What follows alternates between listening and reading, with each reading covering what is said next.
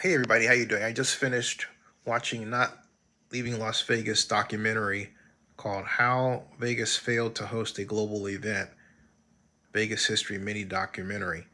And I'm compelled to make this because I felt that Steven, who's not leaving Las Vegas, great Las Vegas vlogger,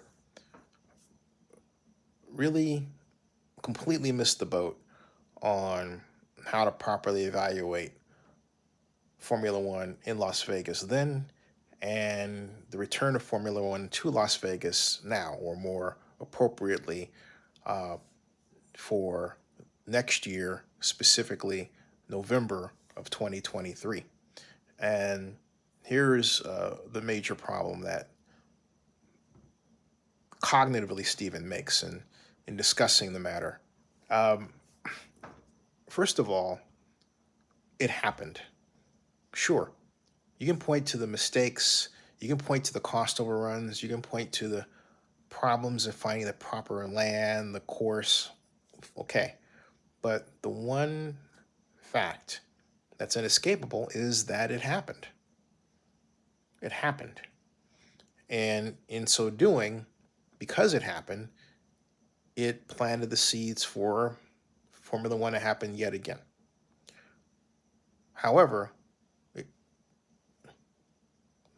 the differences between then and now are dramatic. And they fall, if you start adding them up, far in favor of a more successful event or even more successful event now. I say the first event was successful simply because they were able to pull it off. This one is already successful because of one industry that didn't exist then that exists now, and that's cable television slash internet. The internet did not exist in the 80s, and it didn't exist until 1994.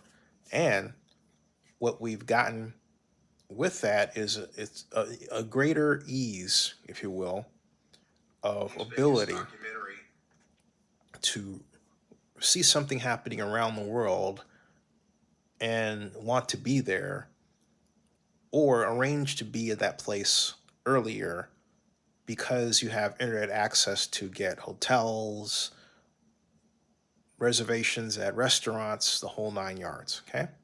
That didn't exist then. Point is that Formula One coming back to Las Vegas allows the world to focus on it from a media standpoint. And what does that generate? It generates more post event tourism.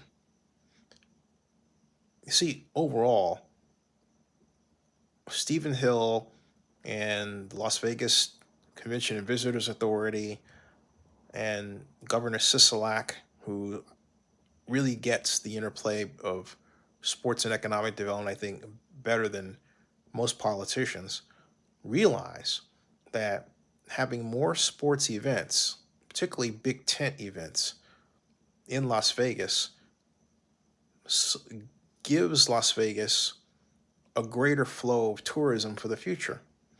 There is a study that was done very recently that directly ties sports to improved flow in tourism. The more sports events you have, the higher your tourism numbers. That happens because, well, the simple fact, first of all, that you're having these events in your host city. That's what Las Vegas is doing. Second, the fact that that event is there means that Las Vegas is mentioned thousands of times over and on television and written about many millions of times on social media and online with platforms, news, blogs, and so on. And then, of course, video. That, my prediction, will send Las Vegas search demand numbers to some of its highest levels ever in its entire history. And what that will translate to are people talking about many events and occurrences that will occur during Formula One. Many we hope good, all of them we hope good. Some of them, unfortunately, may be negative. We hope not. But the size of the event and the eyeballs that it attracts, not to mention the people who will come in to see it, promise that it will catapult Las Vegas into a more sustainable position in the post internet gambling impact world than ever.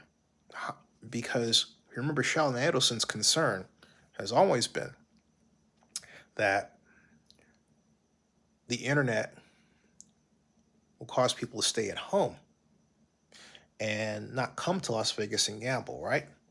So the whole idea of sports is to give people a reason to want to be in Las Vegas even with the internet, because the mathematics of sports point to that dynamic. What do I mean? Well, think about it. Everybody wants to be at a sports event like the Super Bowl or Formula One or the World Series. And yes, to different levels, but there could be no arguing that these are events that attract multiple eyeballs from different parts of the country, and in the case of Formula One, many different parts of the world. So that immediately places a premium on the seats and hotels that are available wherever that event is held. In this case, that math will apply to Las Vegas. That math will apply to Las Vegas. Just as that math applies to Las Vegas for CES, which I've attended as press every year since 2010. And so with CES Las Vegas, you have people coming from the industrial economies around the world representing companies like Sony, Hisense, you know the drill, and many, many more startups that are unknown, but with novel, innovative consumer technology approaches, all advanced by the Consumer Electronic Technology Association and its executive director, Gary Shapiro. Las Vegas hosting CES is one of, arguably, the most important tourist event in Las Vegas annually. You know it, and I know it. Why? Well, again, because it means the world focuses on Vegas and the world tries to come to Vegas. I tries because there's only so much room to go around. That's why the hotel prices get jacked up all the time. So from that perspective, expecting a $100,000 hotel suite in Las Vegas for Formula One is not out of the realm of possibility at all. At all. At all. And then after, my prediction is after Las Vegas hosts Formula One, more cities beyond Miami and Austin want to have their version of a race. Ideally, a world race. And it will continue the tradition, and it will continue the process, and it will continue the strategy of getting big ticket sports events. And this is what people in Oakland have to be aware of. We're threatening to chase away our, which should be considered our tourism seed corn, at a time when other cities in the United States and the world look at sports events, particularly large-scale sports events, as crucial to their tourism development strategy. Crucial. If Las Vegas is looking at that, think about competitor cities like Chicago, San Francisco, New York, Washington, D.C., Dallas, and the aforementioned Miami. These are all cities competing for the tourist dollar. Oh, and let's not forget Disneyland and Walt Disney World. I believe at one point, some type of race was considered to be at Walt Disney World. and for largely the same reasons in terms of the math of tourism and the math of internet eyeballs. The internet makes it easier to communicate that a big event is happening to the world. It makes it easier for the world to focus on that big event from wherever they're located.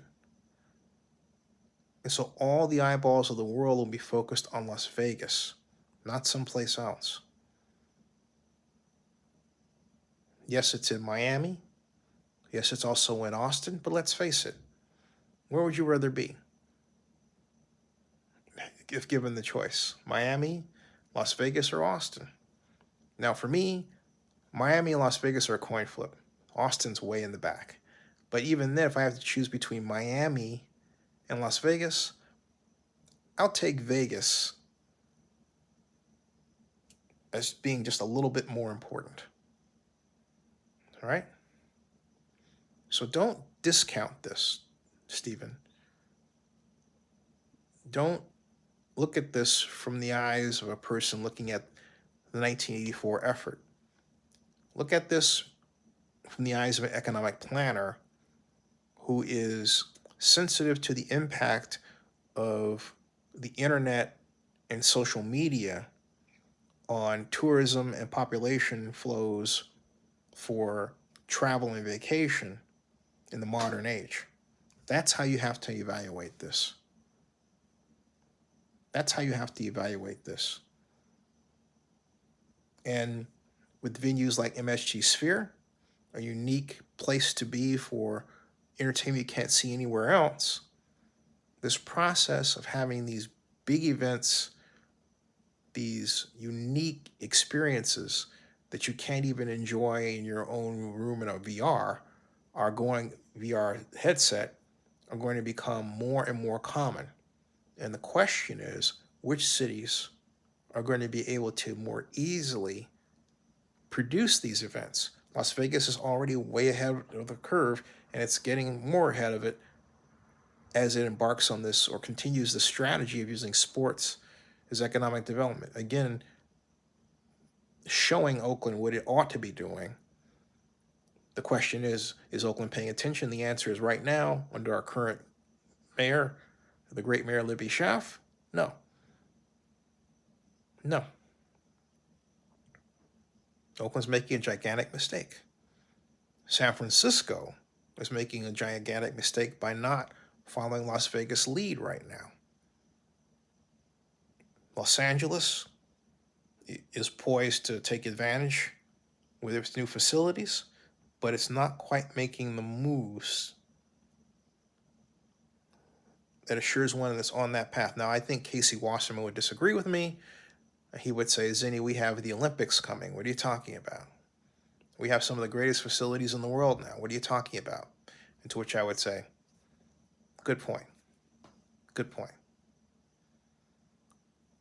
But the bottom line is Formula One coming to Las Vegas for 2023 will be one of the big events of 2023. Watch. It's going to be extraordinary. It's going to be a game changer in terms of urban economic development and what cities should do to attract eyeballs in this modern age of seemingly powerful means of disintegrating concentrations of people to see an event by just simply allowing them to be in different parts of the world and see it. That's actually an advantage. Because why? Simple. Yes, they're around the world looking at that event, but that event is in one place, Las Vegas. That's not bad. Subscribe to Zenny62 and bookmark oaklandnewsnowblog.com. Thanks.